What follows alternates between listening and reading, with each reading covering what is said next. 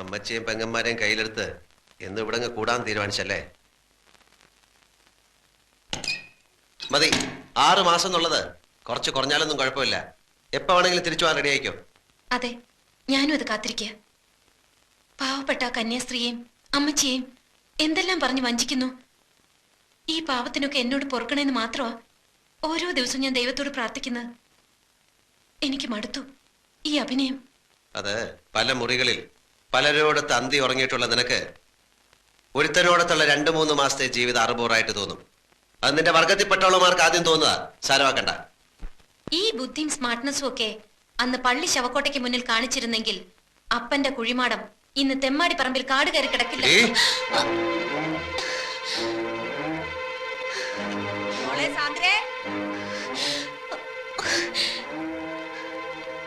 എനിക്കറിയാം ഇക്കാര്യം പറഞ്ഞാൽ നിങ്ങൾക്ക് ഉത്തരം മുട്ടുമെന്ന്. നിങ്ങളൊന്ന് തോൽക്കുന്നത് കാണാൻ വേണ്ടി മാത്രം പറഞ്ഞതാ. മഹത്തായ വിജയങ്ങൾക്കിടയിൽ ചെറിയ ചെറിയ ചില തോൽവികൾ നല്ലതാ.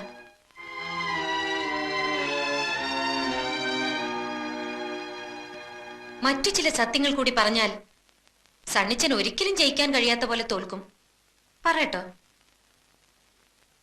സാധാരണ ഇത്തരം കാര്യങ്ങൾ പറയുമ്പോ സന്തോഷം കൊണ്ട് ഭാര്യ എടുത്തു പൊക്കുകയും ഉമ്മ വയ്ക്കുകയൊക്കെയാണ് പതിവ്.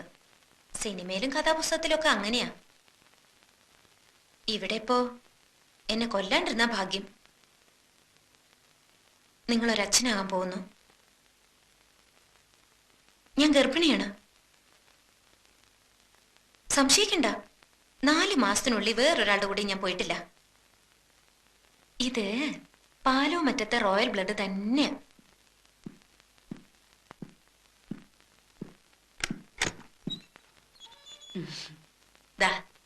ദേ മോളെ, ഇനി പടികൾ കയറുന്നതും ഇറങ്ങുന്നതും ഒക്കെ സൂക്ഷിച്ചു വേണം. ഇനി അവന് കാപ്പിയും ചായയൊക്കെ വേണമെങ്കിൽ രമണി കൊണ്ട് കൊടുക്കും.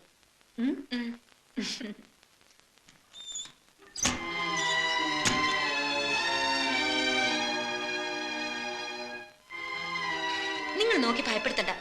അമ്മച്ചിയോട് ഞാൻ പറഞ്ഞതല്ല. 4-5 പെൺകുട്ടികളെ പ്രസവിച്ച് വളർത്തി വലുതാക്കിയ അമ്മച്ചിക്ക് പറഞ്ഞറിയിക്കാണ്ട് തന്നെ അറിയാം ഇതൊക്കെ. എന്തിനുള്ള പുറപ്പാടാ നീ? സാധാരണ പെൺകുട്ടികളെ പോലെ തന്നെ 10 മാസം ഗർഭം ചുമക്കും, പിന്നെ പ്രസവിക്കും. ആ കുട്ടിയെ ഞാൻ വളർത്തും. വളർന്ന് വലുതാവുമ്പോ നിങ്ങളുടെ ആ കാർ ആക്സിഡന്റ് കഥ പറയും. സിംഗപ്പൂരിലല്ല, ഇവിടെ ഒരു ആക്സിഡന്റിൽ അവന്റെ പപ്പ മരിക്കുന്നു. പരിക്കുകളൊന്നുമില്ലാതെ ഞാൻ രക്ഷപ്പെടുന്നു. ഭയപ്പെടണ്ട. അവകാശ സമരവുമായി ഞാനും അവനും ഈ വീടിന്റെ പടി ചവിട്ടില്ല.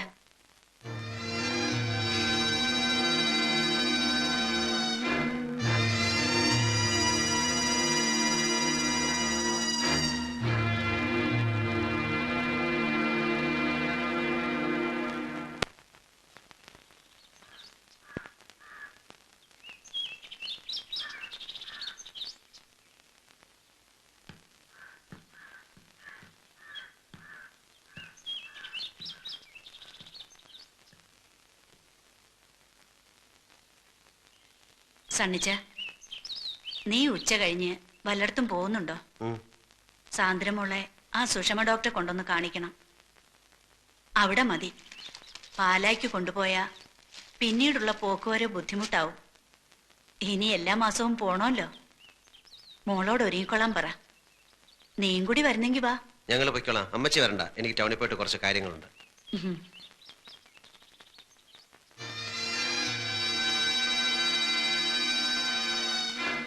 അമ്മച്ചി പറഞ്ഞ കേട്ടില്ലേ?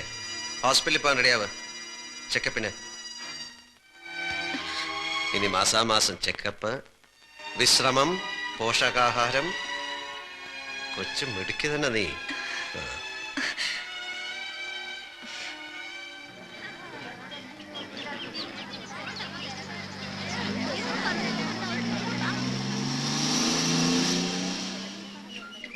അല്ല ഡോക്ടർ, കുറച്ചുകൂടെ കഴിഞ്ഞു മതി എന്നാണ് ഞങ്ങളുടെ തീരുമാനം. ഇങ്ങനൊരു തീരുമാനം എടുത്ത് ഒത്തിരി കപ്പിൾസിനെ എനിക്കറിയാം. ആദ്യം കുട്ടികൾ ഉടനെ വേണ്ടാന്ന് പറയും. പിന്നെ അതിനു വേണ്ടിയുള്ള പരക്കം പാച്ചിലാവും, നേർച്ചയും വഴിപാടും ഒക്കെ ആയിട്ട്. മാത്രമല്ല 3.5 മാസം കഴിഞ്ഞു എന്ന് പറയുമ്പോ ഈ ഒരു അബോർഷൻ റിസ്ക് ആണ്. എന്തിനാ ആവശ്യമില്ലാതൊരു ടെൻഷൻ എടുത്ത് തലയെ വെക്കുന്നത്? കണ്ടോ, പുള്ളിക്കാരിക്ക് തീരെ താല്പര്യമില്ല. നിങ്ങൾ ഒന്നുകൂടെ വെറുതെ സാന്ദ്ര,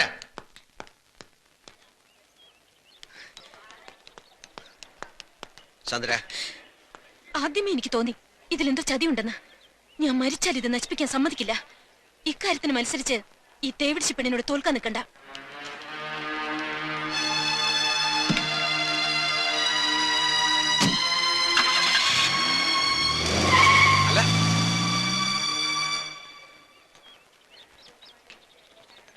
ആ നാൻസി, എന്താ ഇവിടെ? എന്തു പറ്റിയത്? പടിയിറങ്ങിയപ്പോ അല്ല വാതിലിൽ തട്ടി വീണതാ. അതൊന്നുമല്ല. എന്താ ഉണ്ടായത്? സത്യം പറ.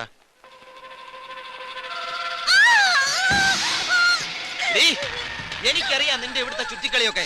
പാനോ മറ്റത്തെ തണ്ണിച്ചെന്നെ എടുത്തില്ലല്ലോ നിന്റെ ഈ പാതിവൃത്തി ഒന്നും. മിണ്ടി പോവരുത്, ചവിട്ടി കൊന്നുകളയും ഞാൻ.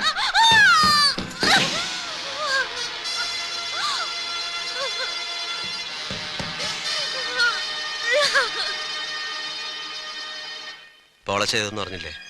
പൊളച്ചും വീട്ടിലില്ല, വെള്ളം കണ്ണിക്ക് പോയിരിക്കുക. അന്ന് സണ്ണിച്ചാന്റെ കല്യാണത്തിന് ക്വയർ പാടാൻ വന്നപ്പോ മുതൽ ഒന്നും അറിയാത്ത എന്നെ സണ്ണിച്ചാനും ചേർത്ത് ഓരോന്നൊക്കെ പറഞ്ഞുണ്ടാക്കും. അത് പറഞ്ഞ് പേടിപ്പിച്ച് നാളെ എനിക്കെന്തെങ്കിലും സംഭവിച്ച സത്യം അറിയാവുന്ന ആരെങ്കിലും ഉണ്ടാവണല്ലോ.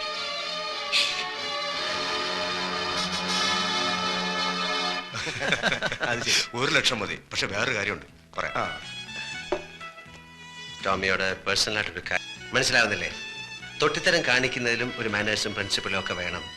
അറ്റ്ലീസ്റ്റ് വീടിനകത്തെങ്കിലും അമ്മയും പെങ്ങന്മാരെയും തിരിച്ചറിയാനുള്ള വകതിരിവ് അത് വേണം. ആ ബോധം അതിനി നിന്റെ വീട്ടിൽ പെങ്ങന്മാരൊന്നുമില്ലല്ലോ. ഒരുത്തി മടത്തി ചേർന്ന്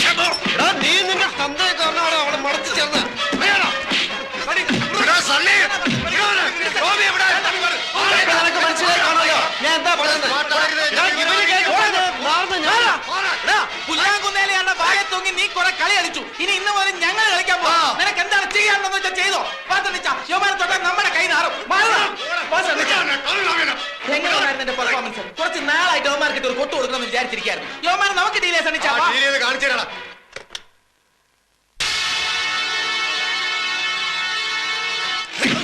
എന്തിയാടാ പാലോമറ്റത്തെ സണ്ണി അമ്മാവൻ ആനപ്പുറത്ത് കയറിയ വരുമാന്റെ ആസനത്തിൽ തരമ്പ് കാണുകടാ.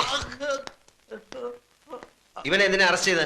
അവൻ പണം വെച്ച് ചീട്ട് കളിച്ചു, അറസ്റ്റ് ചെയ്തു. സാക്ഷികളുണ്ട് ഇവിടെ. അല്ലെങ്കിൽ തന്നെ അവനോട് ഇതൊക്കെ പറയുന്നതിനാ? ആണുങ്ങൾ തമ്മിൽ തല്ലി തീർക്കുന്നത് നേർക്ക് നേരെ എന്നാ. എന്റെ വീട്ടിലെ പട്ടിക്കെട്ട് തല്ലണേലും നിനക്കൊക്കെ ഇവന്മാരുടെ പിൻബലം വേണം. ഞാൻ ഇവനെ കൊണ്ടുപോകാൻ വന്ന. വിട്ടില്ലെങ്കിലോ? വിട്ടേ പറ്റൂ. ഞങ്ങൾ ലീഗലായിട്ടാണ് വന്നിരിക്കുന്നത്. ഇതാ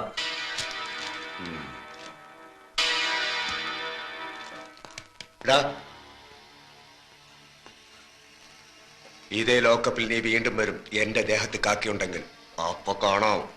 അന്ന് നീ തല്ലിയ ഉടുതുണിക്ക് മറുതുണിയില്ലാത്ത ദരിദ്രവാസി സണ്ണിയല്ല ഞാൻ. ഇന്നെനിക്ക് എന്തൊക്കെ ചെയ്യാൻ കഴിയും നിനക്ക് സ്വപ്നം പോലും കാണാൻ പറ്റില്ല. അതുകൊണ്ട് കാണാം.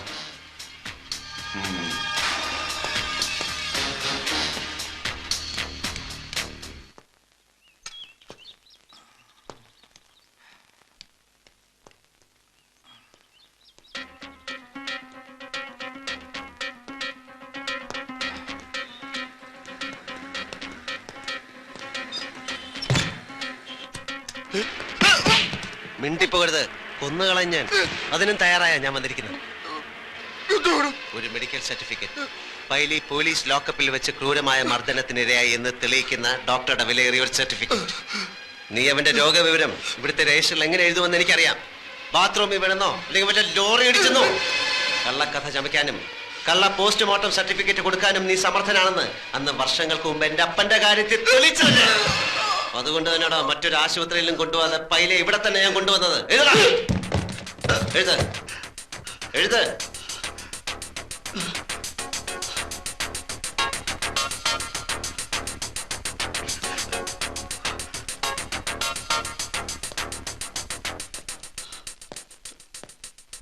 ഈ വൃത്തികെട്ട അക്ഷരത്തില് ഇനി കുറച്ചു നാൾ നീ കള്ള സർട്ടിഫിക്കറ്റ് എഴുതണ്ട. അതുകൊണ്ട് ഒരു പേരില്